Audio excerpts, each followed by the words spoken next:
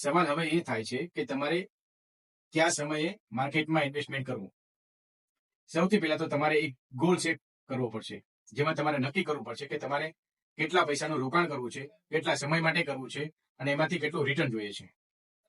અને એના અકોર્ડિંગ તમારે ડિસિઝન લેવાનું રહેશે. બીજું, જો તમે રેગ્યુલરલી એસઆઈપી કરતા હોય તો તમારે જાજી ચિંતા કરવાની હોતી નથી. કેમ કે એસઆઈપી માર્કેટના અપ એન્ડ ડાઉન્સથી તમને બચાવે છે. ત્રીજું, તમારે માર્કેટનું સ્ટ્રક્ચર સમજવું પડશે. માર્કેટ ક્યારે ઉપર જાય છે, માર્કેટ ક્યારે નીચે જાય છે.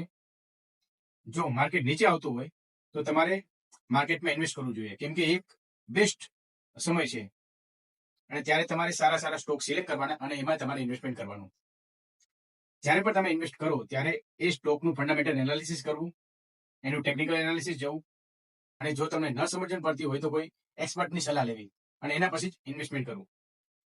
તમે આજથી ઇન્વેસ્ટમેન્ટ સ્ટાર્ટ કરી શકો છો, પણ તમારે એ સમજવાનું કે આ એક લાંબા ગાળાનું ઇન્વેસ્ટમેન્ટ છે અને આમાં તમને લાંબા ગાળે સારો એવો પ્રોફિટ થશે.